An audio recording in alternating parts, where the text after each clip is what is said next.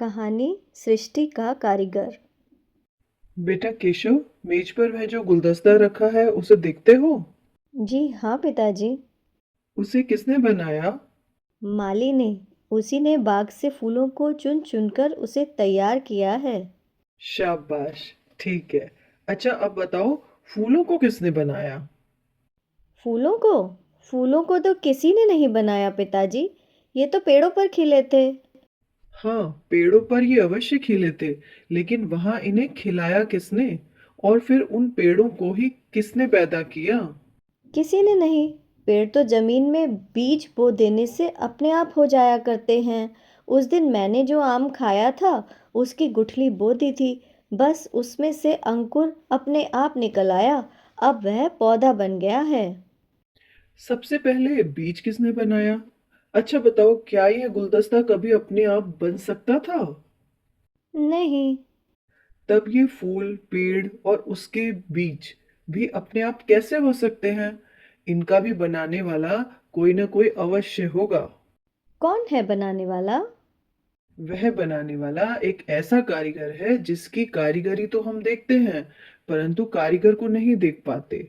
लेकिन फिर भी वह हमारे पास हर समय और हर जगह मौजूद रहता है।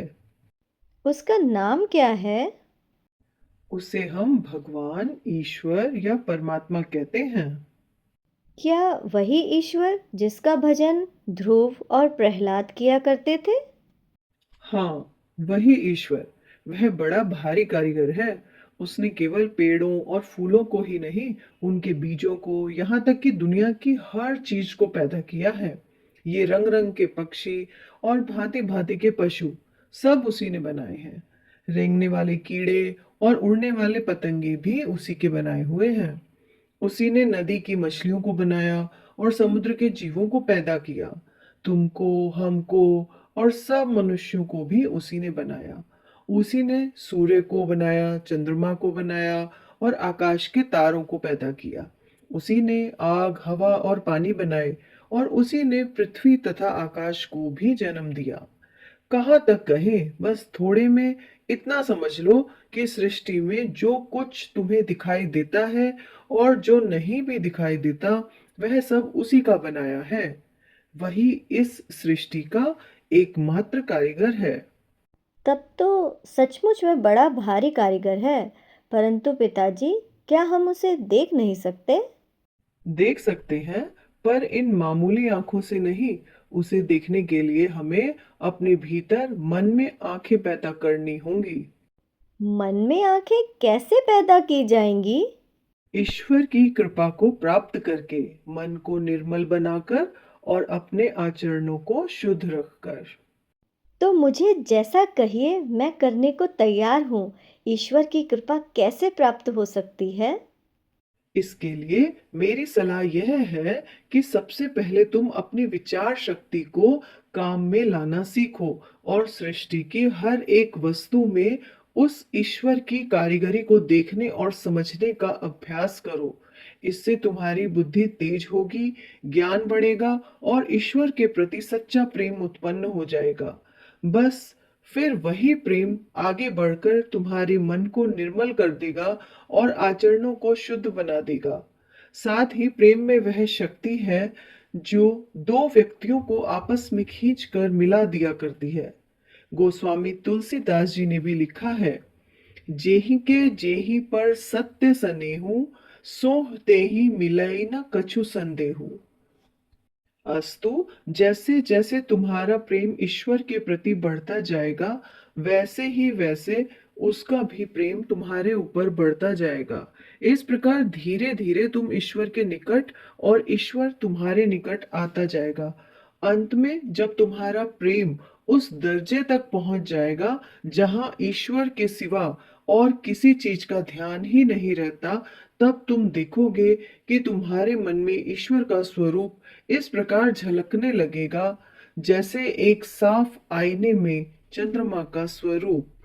इस प्रकार तुम्हें ईश्वर का दर्शन हो जाएगा। बड़े बड़े ऋषि मुनि और ईश्वर भक्तों ने भी उसके इसी प्रकार दर्शन किए हैं। एक बार ईश्वर का दर्शन कर लेने पर फिर मनुष्य को किसी चीज की चाहना नहीं रह जाती और वह जीवन मुक्त हो जाता है, अर्थात वह संसार के तमाम बंधनों से छूट जाता है। लेकिन पिताजी, हमारा प्रेम यदि उस दर्जे तक न पहुँचे तब क्या होगा? तब भी तुम्हारा कल्याण ही होगा। इस प्रकार के काम कभी व्यर्थ नहीं जाते।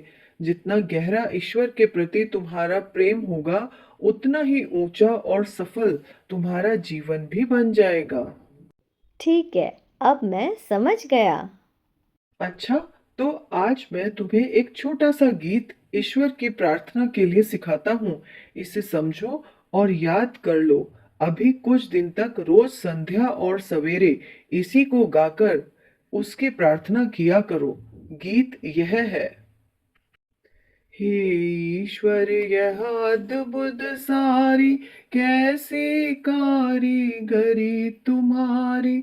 सूरज चंद्र और ये तारे हैं आकाश में दीपक बारी। बादल भी वे सभी रंगीले, सुर्ख सुनहरे नीले पीले। दिखलाए शोभा नित न्यारी, कैसी कारीगरी तुम्हारी। माली बीज बाग में बोता, उसमें पेड़ बड़ा सा होता। डाले फूल फूल फल लाती, जिनमें लाखों बीज जमाती। एक बीज का अचरज भारी, कैसी कारीगरी तुम्हारी। जो हम पदार्थ हैं खाते, स्वाद जीभ पर वे दिखलाते। फिर वे आंतों में है जाते, लोह बनते ताकत लाते। अद्भुत है मशीन बलिहारी, कैसी कारीगरी तुम्हारी। हे प्रभु, हम पर दया दिखाओ, बुद्धि हमारी शुद्ध बनाओ। मुझ में अपना प्रेम जगाओ, शरण तुम्हारी हूँ अपनाओ। आँखें खोलती रहे हमारी, भगवन कारीगरी तुम्हारी। हे ईश्वर, यह अद्भुत सारी कैसी कारीगरी तुम्हारी। इसे तो मैं बड़ी आसानी से याद कर लूँगा और इसी को गाकर रोज प्रार्थना करूँगा।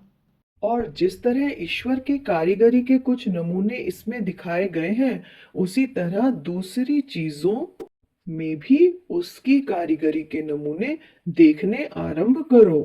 हाँ हाँ, अवश्य करूँगा।